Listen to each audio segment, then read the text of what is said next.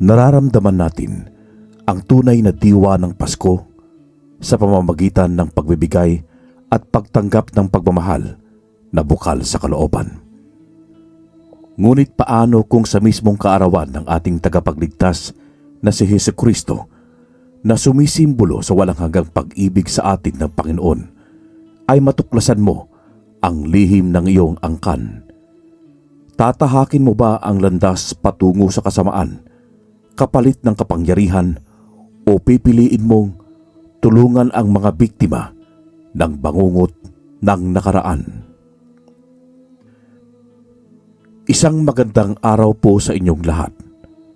Unang-una ay nais kong pasalamatan ng ating Panginoon dahil binigyan niya ako ng lakas ng loob upang maibahagi ko ang kwentong kinikimkim ko ng matagal ng panahon at maaaring makapagbigay ng aral sa inyong mga tagapakinig. Maraming salamat din po, Sir Froy at Karine, sa ibinigay niyong pagkakataon na sariwain ang aking karanasan sa pamamagitan ng inyong magandang tinig. Naganap itong kwentong inyong maririnig noong 1980, Oriental, Mindoro. Ako nga po pala si Lucas. Sanggol pa lang ako ay ulila na ako. Ngunit hindi naman ako pinabayaan ng ating Panginoon dahil kahit hindi ko man lang nasilayan ng aking mga magulang, ay inalagaan naman ako ng kapatid ng aking ina na si Tio Ronaldo. Namatay raw kasi sa sakit sa puso ang ina ko ilang buwan lang pagkatapos niya ako ipanganak. Samantalang ang ama ko naman daw ay hindi nakilala ni Tio. Naghiwalay raw kasi ang mga magulang ko nang malaman nilang buntis si nanay. Malapit ang puso ni Tio sa mga bata, kaya sa tuwing may lalapit sa kanya para ipaampon ang kanilang mga supling ay hindi nakakatanggi si Tio. Kaya nagkaroon ako ng dalawang kinakapatid, sina Carlo at Dinto. Kahit hindi man kami magkakadugo, ay maituturing naming tunay na kapatid ang isa't isa. Naging sanggang dikit kami nang dahil na rin sa magkakasama kaming lumaki. Labis ang pasasalamat namin kay Tio dahil kahit hindi niya kami mga tunay na anak, ay itinaguyod niya ang aming pamilya at ibinigay niya ang aming mga pangangailangan sa pamamagitan ng kanyang trabaho bilang isang huwarang guro. Doon na rin kami pumasok sa paaralan na kanyang pinagtatrabahuan, kaya nagagabayan rin kami sa araw-araw. Nakita namin ang pagod at pagsisikap niya, kaya sinigurado naming magpapakatino at mag-aaral kami ng mabuti. Kahit may mga loko-loko na umaaligid sa amin, hindi kami nagpadala dahil ayaw naming maging kagaya nila. Ang nais lang namin ay mapagaan ang buhay namin ni Tio, kaya itinuon namin ang oras namin sa pag-aaral, pagtulong kay Tio at pagsunod sa mga pangaral niya sa amin.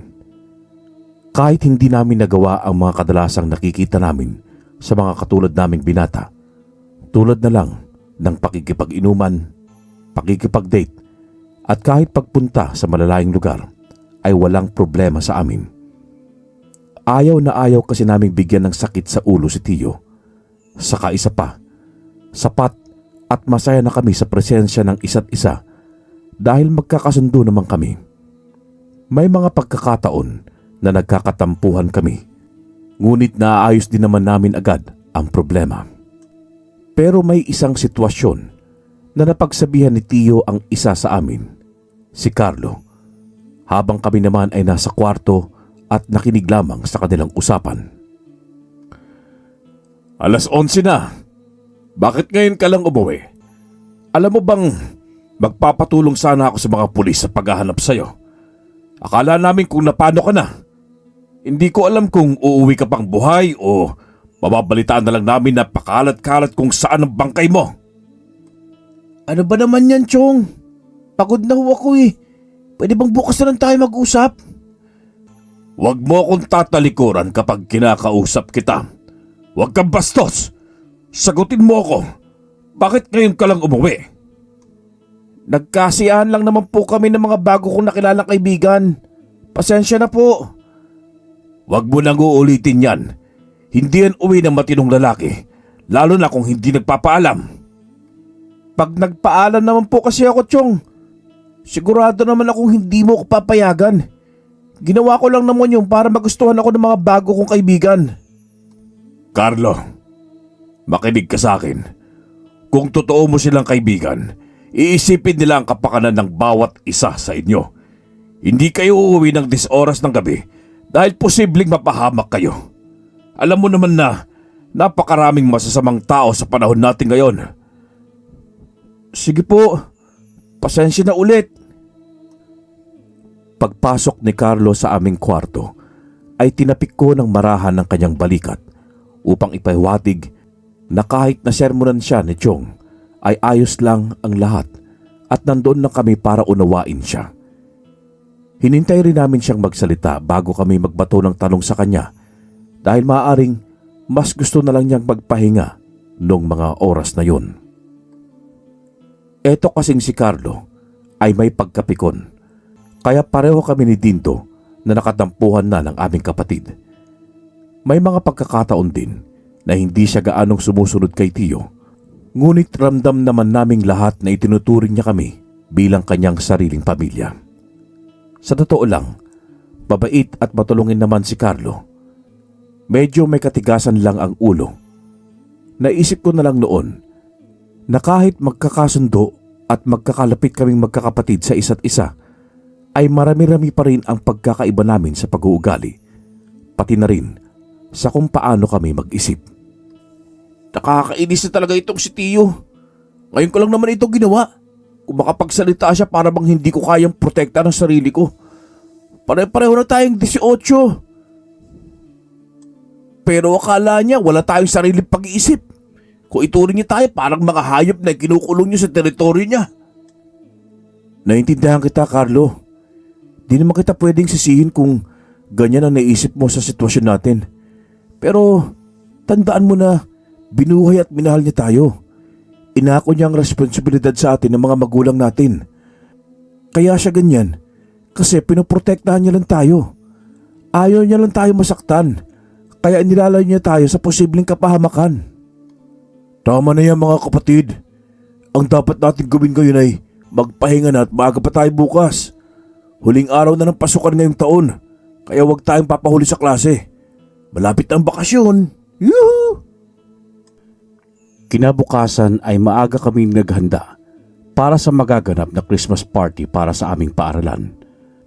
Magkakaklase kaming 3 sa kursong Bachelor of Secondary Education, kaya madali na lang mag-asikaso ng aming mga gamit.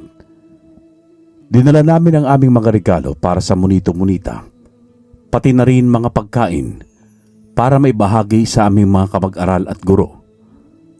Bandang 9:00 ng umaga ay nagsimula na ang programa na hinanda ng aming mga kaklase.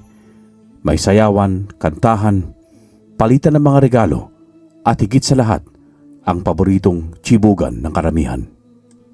Nagkayayaan ang aming mga kaklase na mamasyal sa hapon dahil papauwiin na rin kami agad pagkatapos ng party. Sa kasabaang palad ay hindi kami nakasama, kaya para bang hindi tuloy namin nasulit ang selebrasyon. Nangako kasi kami kay Tio na uuwi kami agad para makapaglagay ng pampaskong dekorasyon sa aming bahay dahil nga ilang araw na lang noon ay Pasko na. Hilig kasi ni Tio na pagandahin ang aming bahay tuwing Pasko sa pamamagitan ng mga dekorasyon. Nakakagaan daw kasi ng loob kapag nakakakita ng mga kumukutitap na ilaw at makulay na Christmas tree. Nakakaganda raw ng aura ang kasiyahang ibinibigay sa amin ng Pasko. Pagka-uwi namin sa bahay ay nagpahinga muna kami at nag-usap-usap kung anong estilo ang gagawin namin sa dekorasyon ng bahay. Unahin na nating itayo yung Christmas tree mamaya. Sakto, gamitin na lang din natin yung mga lumang Christmas balls para pati yung likod ng puno, masabitan din natin. Ayos tol, ako nang bahala sa mga parol mamaya. Isasabit ko sa may bintana natin. Ay nako, bahala kayo riyan, para kay mga bata. Sabihin nyo lang ako kung ano may tutulong ko sa inyo. Kunwari pa itong si Carlo na walang pakialam. Pero nang sabay-sabay na kaming nagkabit ng mga palamuti sa bahay, ay halata namang naiinganyo at natutuwa siya. Nagkatawanan kami habang inaayos ang ibang dekorasyon nang biglang may kumatok. Hindi namin sigurado kung sino yon dahil ang alam namin ay 6:00 pa makakauwi si Tio. Sino po yan? Magandang hapon. Ako si Andong. Nandiyan ba si Ronaldo? Wala pa po siya eh. Mamayang 6:00 pa ang dating niya. Ano pong kailangan mo sa kanya? Pwede bang hintayin ko na lang siya? Ay sige po, pasok ka po muna. Pasensya na po dahil medyo magulo dito sa amin ngayon. Nag-aayos po kasi kami para sa Pasko. Sige, walang problema. Ayos lang. Pinaupo muna namin si Mang Andong at binigyan na makakain na pansit at tinapay habang naghihintay siya kay Tio. Kami naman ay nagpatuloy sa aming ginagawa. At nang matapos na kami bago mag 6:00, ay ininit na rin namin ang mga dala-dala naming pagkain para sa hapunan. Hinanda na rin namin ang lamesa para pagdating ni Tio ay makakakain na rin kami. Ilang minuto pang paghihintay ay dumating na rin si Tio. Lucas, Dindo, Carlo, nandito na ako. Nasaan ba kayo? May pasalubong akong hamon. Ihain nyo na ito. Nandito po kami sa hapag ng Tio. Siya nga pala, may bisita po tayo. Paglapit ni Tio sa amin ay nagulat siya sa kanyang nakita. Hindi raw niya kasi kilala si Mang Andong at wala naman daw siyang inaasahang bisita noong araw na yon. Ano pong sa atin, Mang Andong? Bago ang lahat, sino ba si Lucas sa inyo? Ako po. Bakit po? Alam kong nagtataka kayo kung sino talaga ako. Kapatid ako ng yumao mong ama na si Emilio. Bago siya malagutan ng hininga, ay hiniling niya na sana raw ay makilala mo ang aming pamilya. Kaya hindi kami nagdalawang isip na hanapin ka nang malaman namin na may anak pala si Emilio. Ngayon ay gusto ka ring makilala ng iyong lolo na si Don Felipe. Kaya hihingin ko sana ng permiso ng iyong tagapangalaga na doon ka sa amin magpasko. Ang tagal na hinintay na magparamdam kayo sa amin. Pero nakakabigla naman itong kukunin nyo na lang siya sa isang iglap.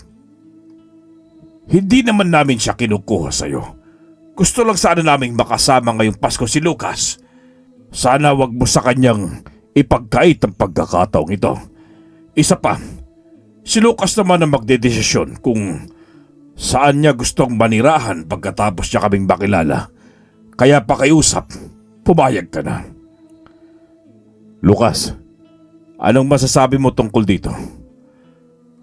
Sa totoo lang po, Chong, hindi ko alam kung anong iisipin ko ngayon. Kahit ako naman kasi nagulat din sa pagpapakita niyo sa amin ngayon eh.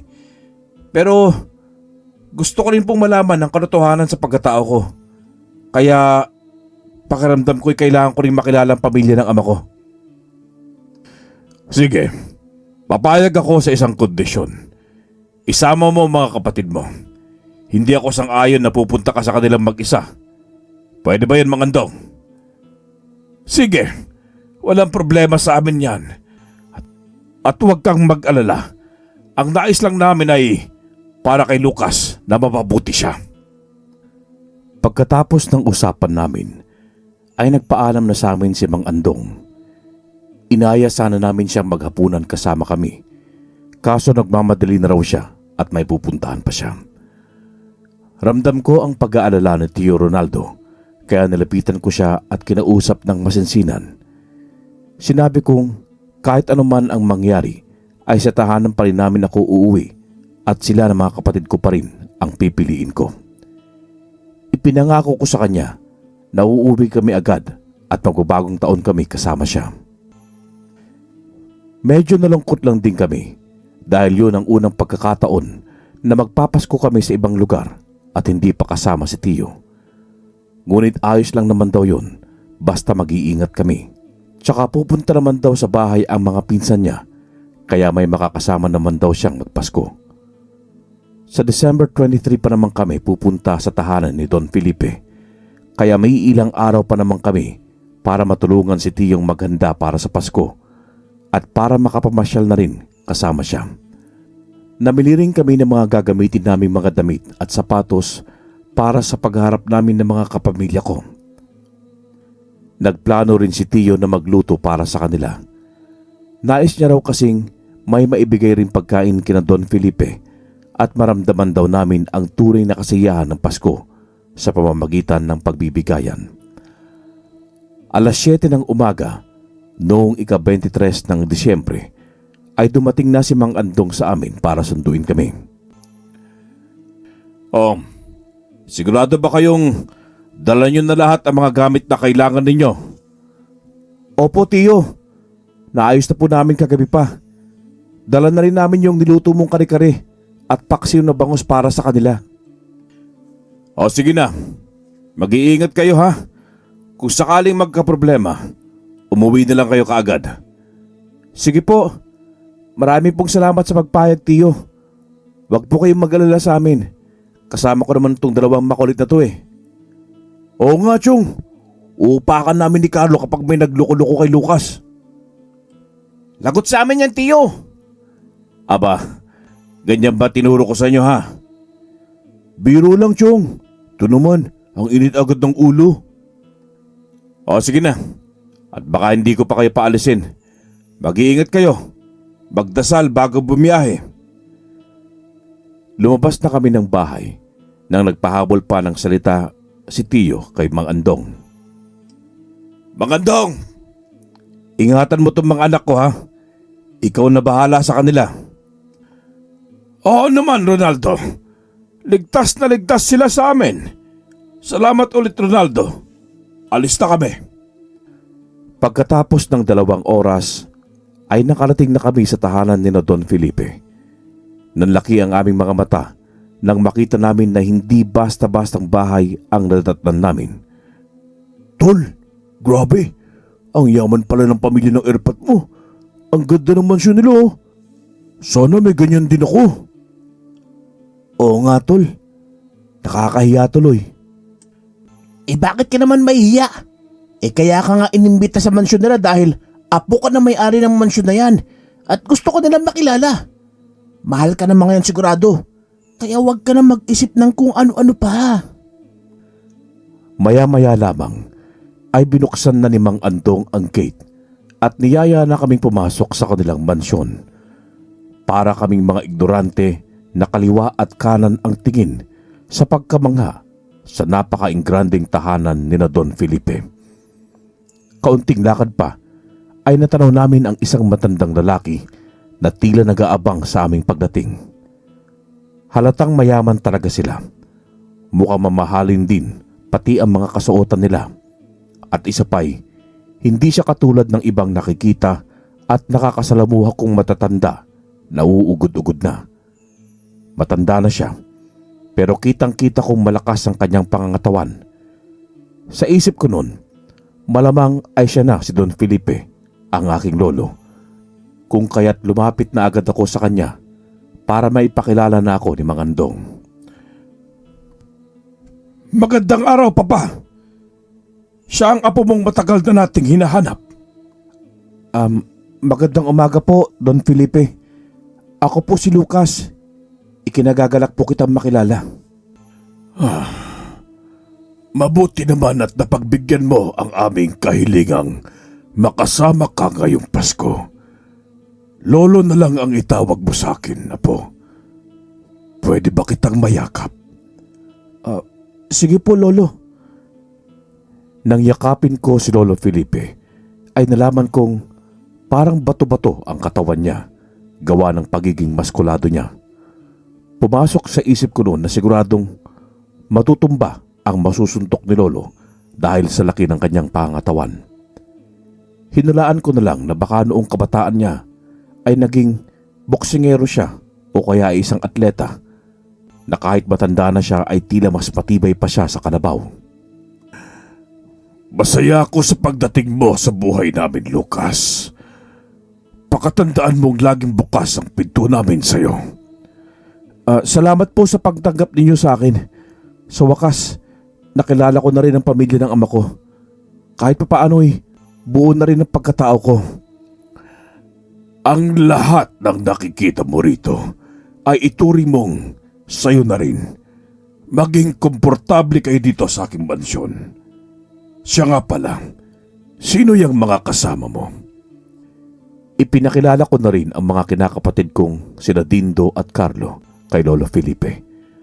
Natuwa naman siya nang malaman ang aming istorya, kaya pati sina Dindo at Carlo ay libre na ring bumisibisita sa mansyon.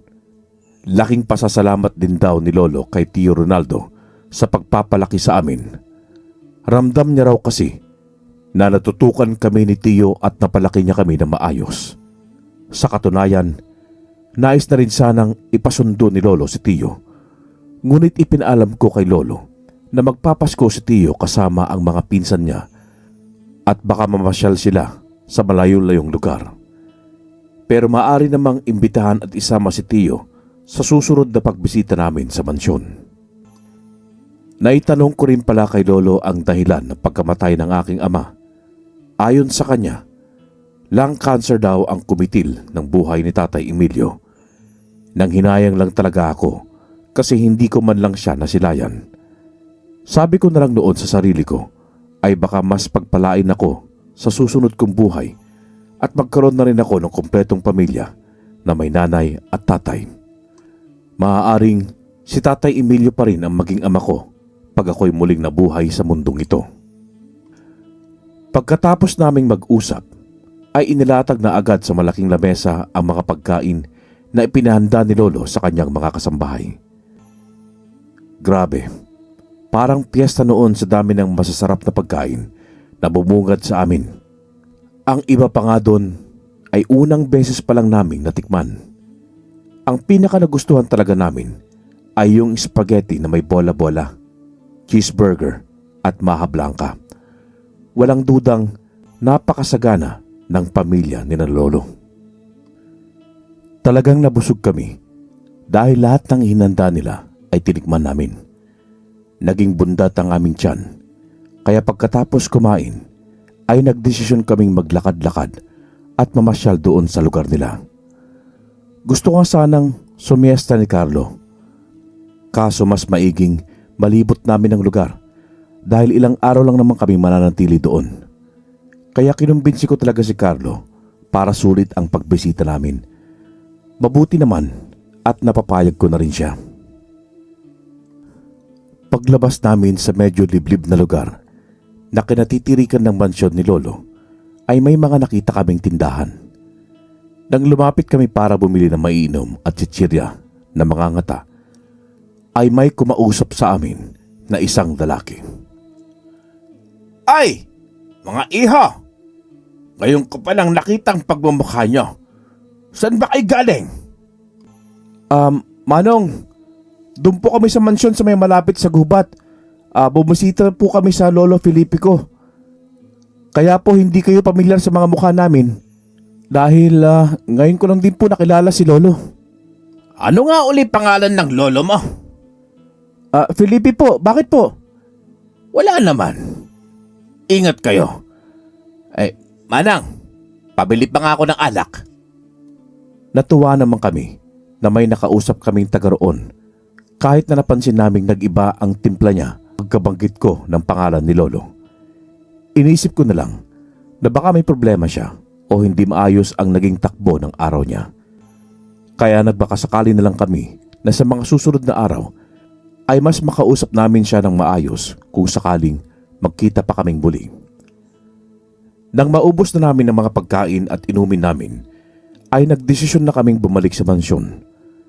Bandang 5:00 na rin kasi yun, baka hanapin na rin kami ni Lolo. At pagdating namin ay saktong naglilinis at naghahanda na para sa hapunan ang kanyang mga kasambahay. Mga tol, kailangan ko magbanyo. Sandali lang ha. Sige tol, hintayin ka na lang namin sa kwarto. Pahinga muna tayo at baka mamaya magkayayan pa tayo mag-basketball eh. Ang laki pa naman din ng basketball court nila. Mabuti nang makapag-ipon ng enerhiya. Oh, akit na kami ha. Nang matapos na kaming magpahinga, ay nagbihis na rin kami ng pambahay para mas maging komportable kami. Alas 7 ng gabi ay bumaba na rin kami para maghapunan. Sinalubong kami ni Lolo Felipe at Mang Andong na may ngiti sa kanilang mga labi. Magandang gabi mga apo. Sana'y sapat na itong ipinahanda kong hapunan para sa inyo. Magpakabusog kayo. Mamaya ay may gagawin tayo. Grabe naman po dito sa inyo, Lo. Parang araw-araw ay Pasko o di hindi naman kaya ay may festa.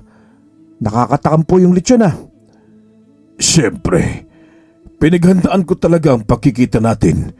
Kaya gusto ko ay maging komportable at magpakabusog ka. Nais ko ring magkakilala pa tayo. Kaya mamaya ay maglalaro tayo.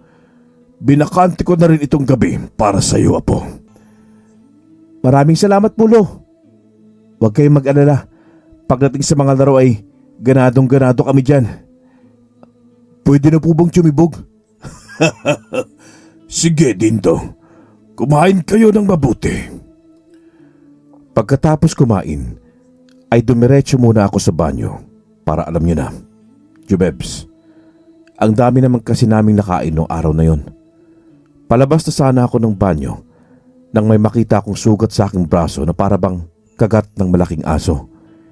Hindi naman malalim yung sugat, pero nahalata ko talaga ang naging marka doon sa balat ko. Hinayaan ko lang yon. Baka kasi napatama lang ako kung saan at hindi ko napansin dahil sa sobrang pagkasabik sa nangyaring pagkikita namin ni Lolo. Ayoko rin mag-isip ng kung ano-ano para matutukan ko ang anumang magaganap noong gabing yon. Kaya lumabas na ako noon dahil magpapalaro raw si Lolo. Lucas, marunong ka bang maglaro ng ahedres? Opo, Lolo.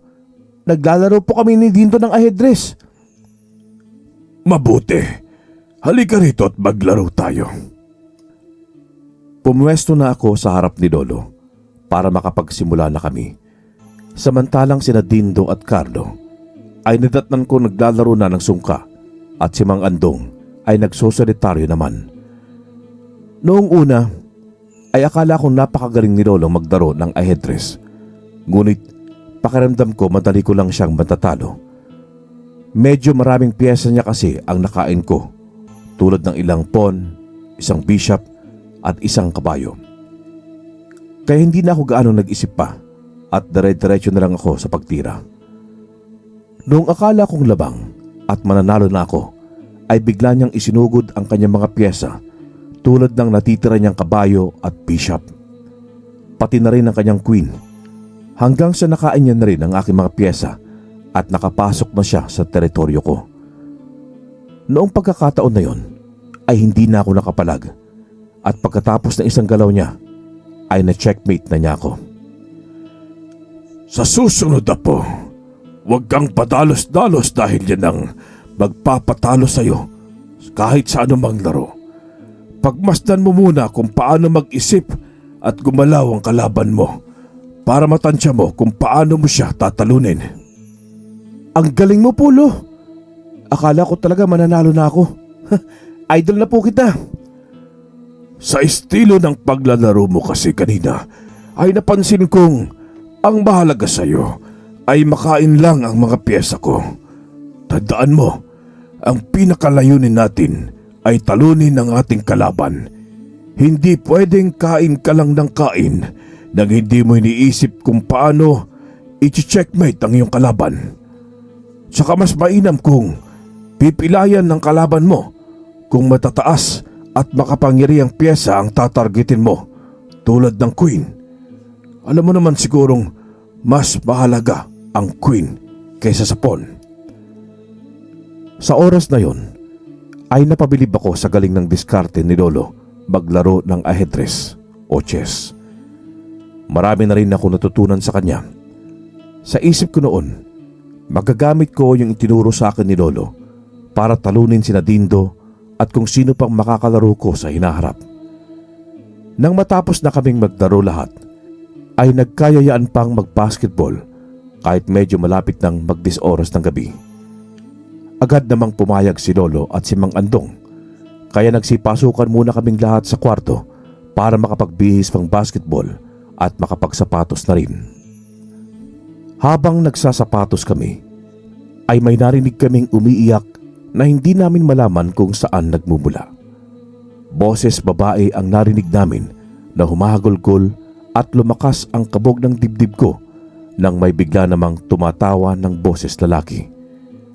Palakas ito ng palakas na parabang napupunit na ang kanyang lalamunan. Kinilabutan ako ng husto sa malalim at malademonyo nitong boses. Narinig niyo ba yun mga tol? Oo, tol. Ano kaya yun? Naku, may mga multo ata rito sa mansyon ng lolo mo. Ano ba naman kayo? Baka yung kasambahay lang yun. O baka kaya guni-guni nyo lang yun. Bilisan na natin. Maglalaro pa tayo. Tara na! Bago kami lumabas, ay napansin ko na naman na may bago akong sugat. Sa pagkakataong ito ay sa liig ko naman ang may marka ng kagat. Ngunit hindi ko pa rin yung pinapakita sa mga kapatid ko dahil ayokong masira ang gabi namin. Kahit nababagabag na ako, ay pinalampas ko muli ang nangyaring yun.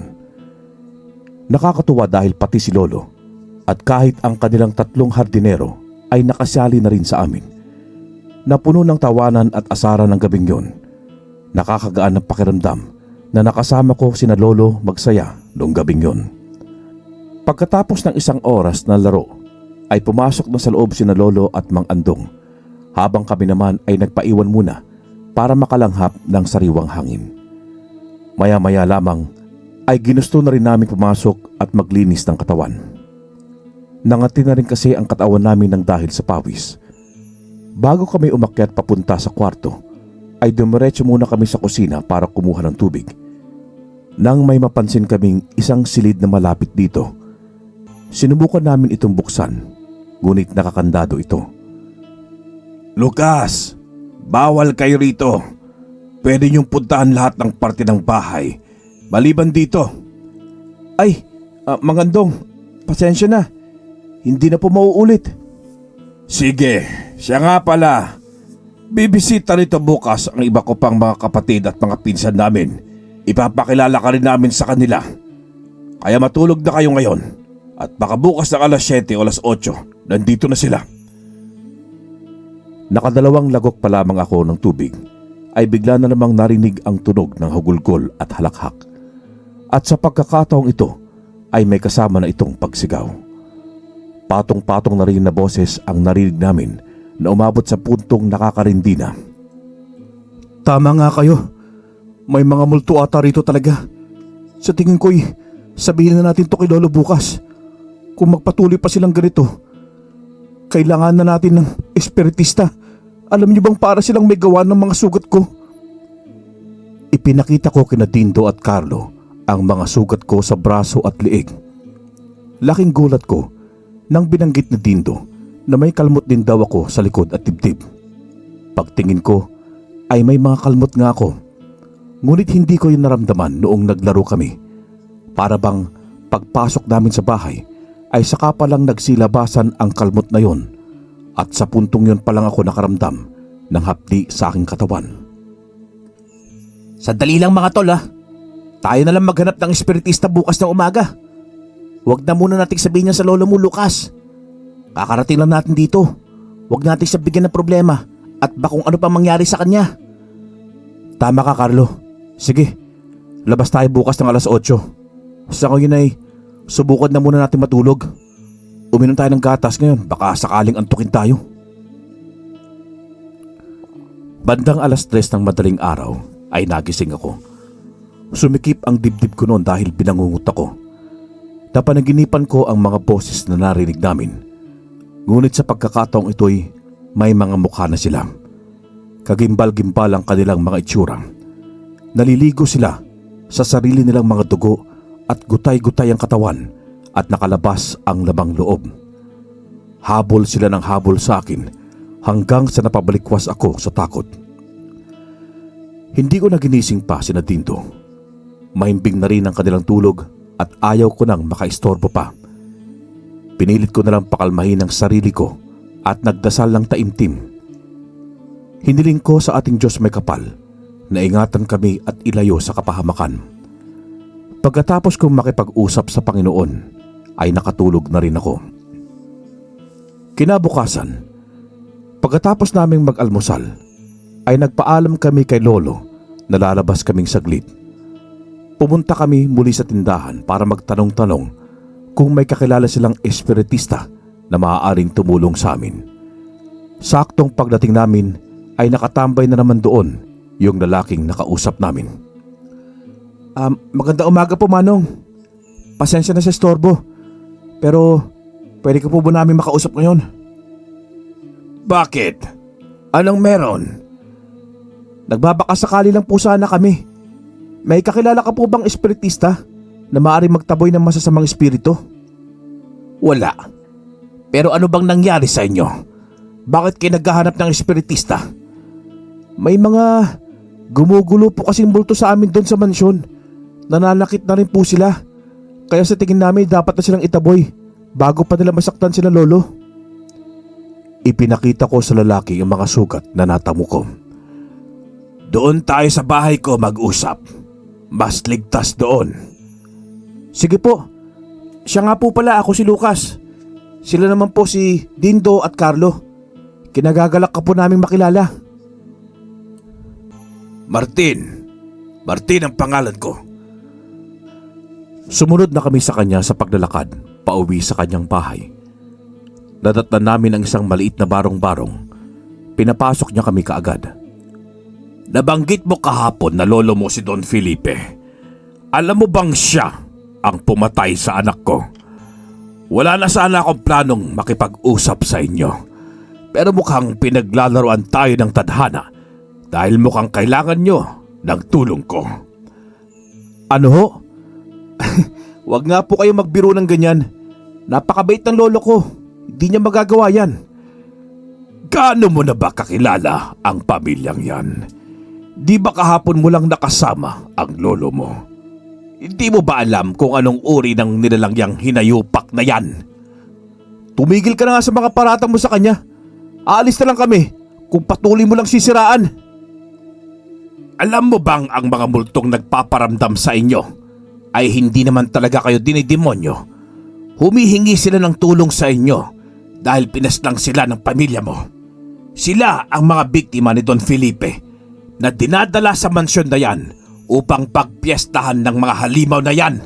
Tama na! Gusto ko ring ipaalam sa'yo na ako ang pumatay sa amo mong si Emilio. Yan ang ganti ko sa pagpatay ni Don Felipe sa anak ko. Hayop ka, Martin! Akmang susuntukin ko na sana si Mang Martin. Mabuti na lang at napigilan ako ni Dindo. Halika na, Lucas. Huwag mo na yung patulan. Umuwi na tayo. Subukan mo manggulo, ha, Martin? Nakikita mong hinahanap mo. Magmasid kayo. Makiramdam kayo para malaman nyo ang katotohanan.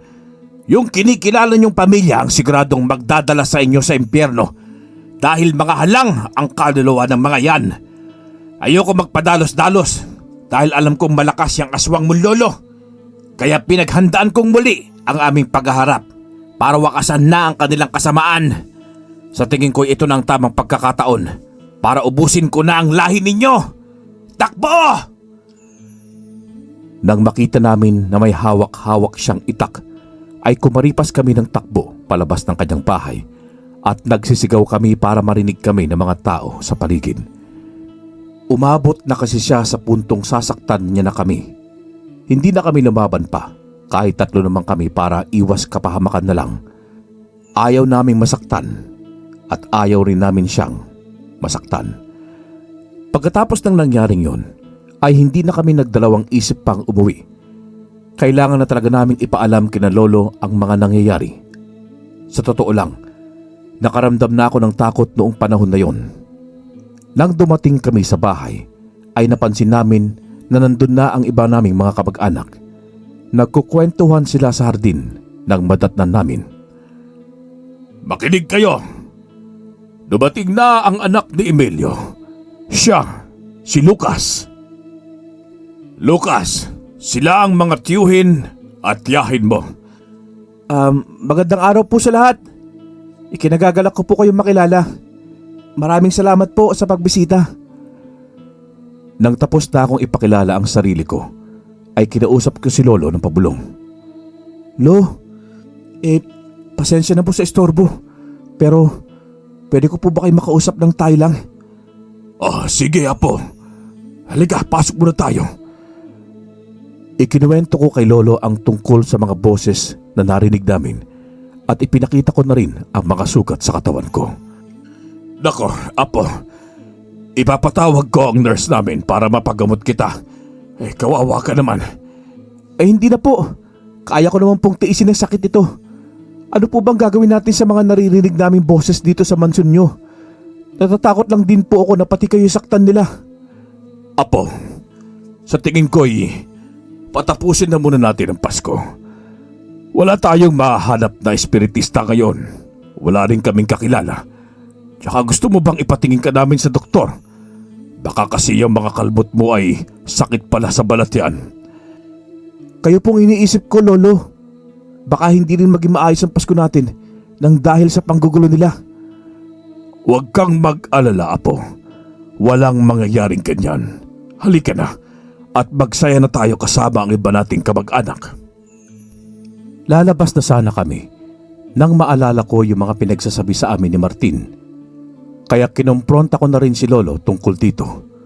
Ayoko na rin kasing may gumugulo pa sa isipan ko. Lo, sandali lang po. May nakilala po kasi kami sa labas kanina. Martin po ang pangalan niya. Kilala mo ba siya? Hindi, Apo. Sino raw ba siya? May kailangan ba siya sa akin? Pinatay mo raw ang anak niya, Lo. Bakit niya po yun nasabi? May atraso po ba kayo sa kanya para siraan kanya ng ganun? Aba, wala akong alam dyan, Apo. Malamang isa lang yan sa mga naiingkit sa pamilya natin. Tara na, lumabas na tayo. Hinihintay na tayo ng mga bisita. Sigurado po ba kayo, Lo? May isa pa kasi siyang sinabi sa amin. Ano yun? Aswang daw po kayo. Hindi naman totoo. Hindi ko na natapos ang itatanong ko kay Lolo. Bigla na lamang kasing may humampas ng kahoy sa likuran ko na naging dahilan ng pagkahimatay ko. Nang imulat ko ang aking mata, ay kinagulantang ko kung nasaan ako. Nasa isang silid ako na madilim at puno ng kandila. Susubukan ko sanang tumayo nang mapagtanto kong nakagapos pala ako sa isang silya. Hindi na ako pumalag dahil sigurado naman akong hindi yun makakatulong sa aking sitwasyon noon. Tumingin-tingin ako sa paligid nang mapansin kong nakatali rin pala si Carlo. Carlo! Gumising ka! Anong nangyayari, Lucas? Bakit nila ito ginawa sa atin? Hindi ko rin alam. Pero isa lang ang naiisip ko rito. Posibleng may katotohanan ng mga sinabi sa atin ni Martin. Habang nag-uusap kami ni Carlo, ay narinig muli namin ang iyakan ng mga multo. At sa puntong ito, sabay-sabay na silang umiiyak. Kahit ang mga lalaking boses na narinig naming patawa-tawa noon ay nakisama na rin sa paghagulgol. Halos mabingi kami sa lakas ng kanilang pagtangis. Maya-maya pa ay may narinig kaming mga yapak mula sa labas. Mukhang papalapit sila sa silid kung nasaan kami. Binuksan na nila ang pinto at nadurog ang puso ko sa aking nakita. Gising na pala kayo mga tol. Eto, may dala akong tubig. Uminom muna kayo. Dindo, bakit? Anong ginawa kong masama sa'yo? Paano mo ito nagawa sa amin? Kahit hindi isang dugo ang nananalaytay sa atin, magkakapatid pa rin tayo. Bakit mo kami nagawang traidorin? Pasensya na kayo mga tol. Alam niyo naman na noon pa man ay gusto ko na talaga maranasan ang marangyang buhay. Ipinangako nila sa akin na limpak-limpak na salapi ang kapalit itong lahat. Sa wakas, magagawa ko na rin humuwelay sa inyo at mabuhay ng ayon sa kagustuhan ko gamit ang perang ibibigay nila sa akin. Kung ganon, wala pala kaming halaga sa'yo. Hayop ka, Dindo! Ipinagpalit mo kami sa pera. Hintayin mo ang karma mo! Malamang ay gulong-gulo kayo sa mga nangyayari ngayon. Pero konting hinay na lamang, malalaman nyo na rin ang katotohanan. Dumating si Lolo Felipe na may daladalang patalim. Akala ko noon ay katapusan ko na. Ngunit nagulat na lamang ako nang sinaksak ni Lolo sa tagiliran si Dindo. Pasensya ka na, Dindo. Hindi kita kadugo at hindi ka kaparte ng pamilya ko. Nandito lamang kayo ni Carlo para maging isang ganap na aswang ang apo ko. Huwag kayong mag-alala dahil hindi kayo makakaramdam ng sakit. Sa isang kisap mata lamang ay patay na kayo. At ikaw naman, Lucas, kailangan mong inumin ang dugo nila at tikman ang kanilang laban upang maging ganap na aswang ka na, katulad namin. Oo, lahat kami rito ay mga aswang, pati na ang yumao mong ama. Ang mga naririnig mong pagtangis mula pa kahapon ay galing sa mga kaluluwa ng biktima namin. Nakakapikon nga dahil araw-araw ko rin silang naririnig. Alam mo ba kung bakit hindi nila maiparating sa inyo kung ano talaga ang gusto nilang sabihin? Dahil kontrolado namin ng mga demonyong kakampi ko ang kaluluwa nila kahit nasa kabilang buhay na sila. Yung pagtawa-tawa, pag-iyak nila at paghiyaw nila ang paraan para iakto ang mga nangyari sa kanila noong pinagpiestahan namin sila. Nagkamali lang sila noong pagtawa namin ay inakto-akto pa nila. Ayan tuloy, napasama pa sila. Napagkamalan mo pang dinidemonyo kanila. Yang mga sugat mo sa kanila. Tama ka, dahil yan sa kanila. Desperado na kasi silang mapansin at matulungan mo sila. Pwede namang ginawa mo na ito kahapon. Pagdating namin.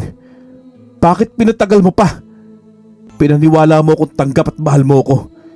Inuto mo lang pala ako. Tama ka dyan, apo. Mahal kita, kaya gusto kong maging katulad ka namin. Gusto kong maging masaya ka sa kapangyarihang matatanggap mo galing sa amin. Isipin mo, magiging kasing yaman at lakas ka namin. Kaya sigurado akong magiging masaya ka. Yan ang pinakita ko sa iyo kahapon, kung paano magiging masaya ang buhay mo kapag niyakap mo ang pagiging aswang mo. Totoo palang aswang talaga kayo. At pati ako ay dugong aswang din. At totoo ring pinatay mo ang anak ni Martin. Paano mo na kaya nang pumatay ng mga inosente na wala namang kalaban-laban sa'yo? Yun ba? Pinatay ko nga ang anak ng hayop na yun. Kailangan ko kasing makainom ng sariwang dugo noon galing sa bata.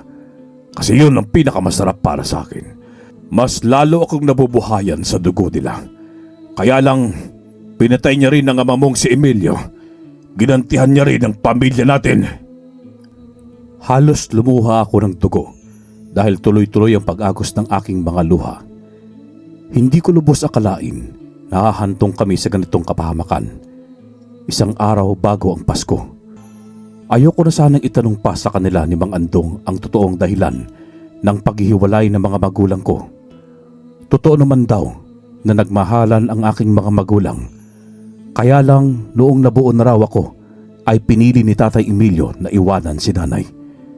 Pinagbantaan kasi siya ni Lolo na papatayin ang mag-ina niya kung hindi niya hihiwalayan si nanay. Matagal din daw pinag-isipan ni Lolo kung kukunin niya ako o hindi. Pero napagdesisyonan niyang ituloy ang kanyang lahi kaya pinahanap niya ako. Naihalintulad niya rin ang pagiging aswang niya, katulad sa larong ajedrez. Nabanggit niya sa akin na katulad daw ng sinabi niya sa akin kagabi, mas mahalaga daw ang queen kaysa sa pawn. Kaya hindi raw basta-basta ang mga taong binibiktima niya. Hindi rin daw siya katulad ng mga pipitsuging aswang na kung sino-sino na lang ang kinakain. Sila raw kasi ay galing sa matataas na uri ng aswang. Mga biktima na raw mismo ang lumalapit sa kanya o kaya naman ang mga alaga niyang asbo. Isang uri ng mga aswang na kayang magpalit bilang malaki at nakakatakot na aso. Ang nangahabol sa mga biktima at dinadala na lamang ang mga ito kay Lolo. Ang yaman daw nila ay nagmula sa mga maperang biktima nila na naliligo sa karangyaan. Kaya panalong panalo raw siya. Nabusog na siya, yumaman pa. Makalipas ang ilang sandali, ay may narinig kaming nagsisigaw at hinahanap si Lolo Felipe. Hoy, mga demonyo! Lumabas kayo dyan! Harapin niyo ako! Narinig naming may labanang naganap sa hardin, kaya nabuhayan ako noong oras na yon.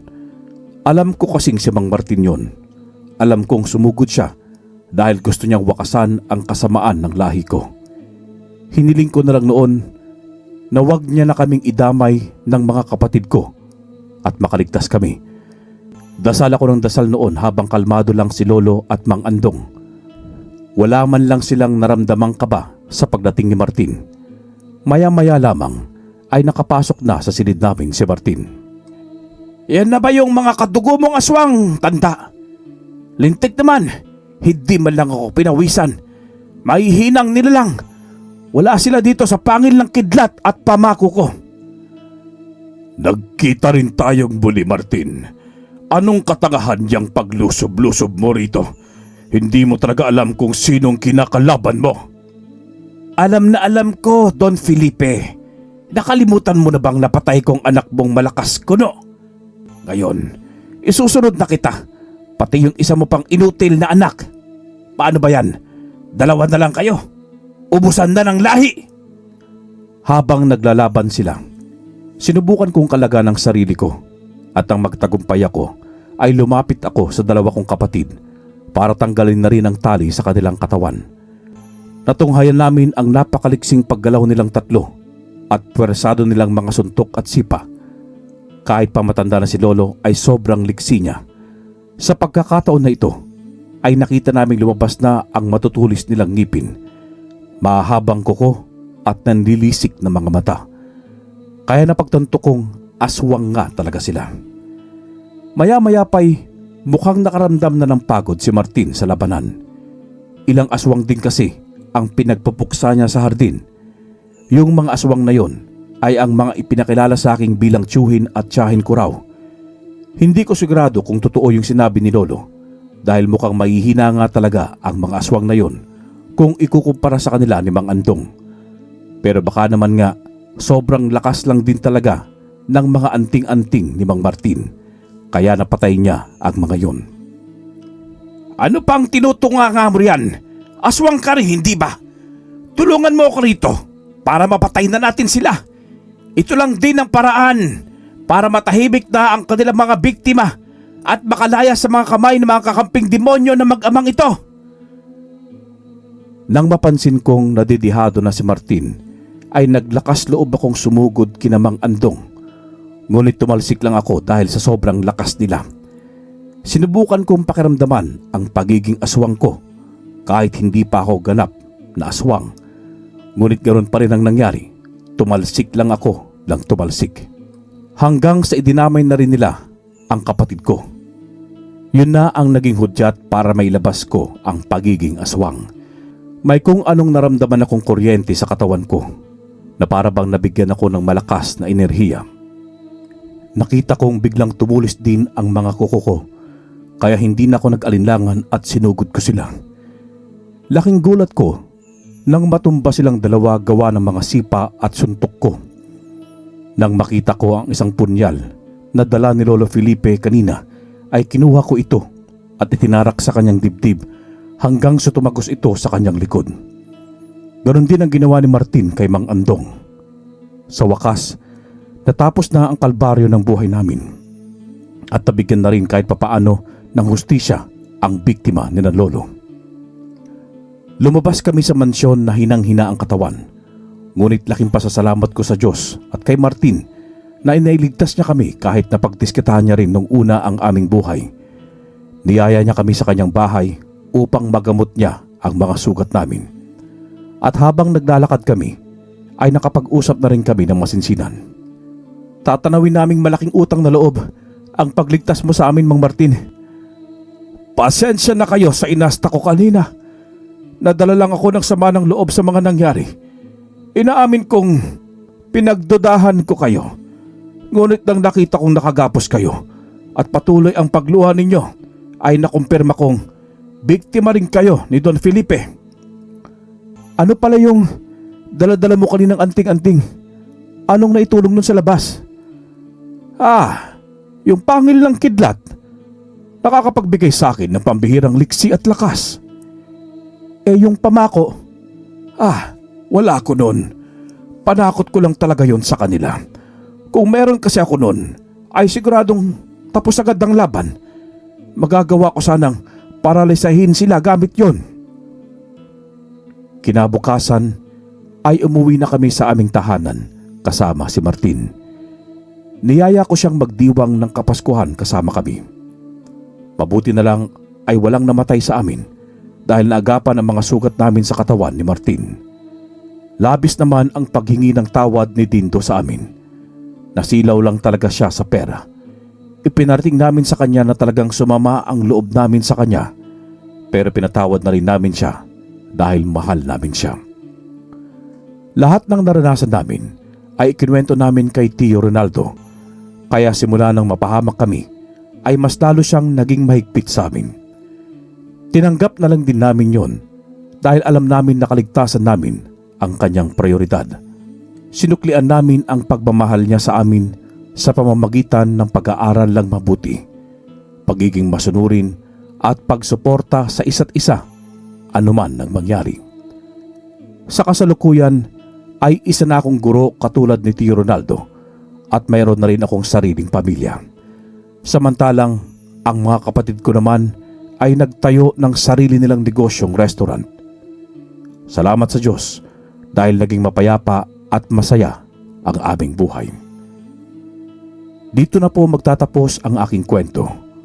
Maraming salamat sa mga nakinig hanggang sa dulo ng kwento. God bless po sa ating lahat. Maligayang Pasko. Wakas.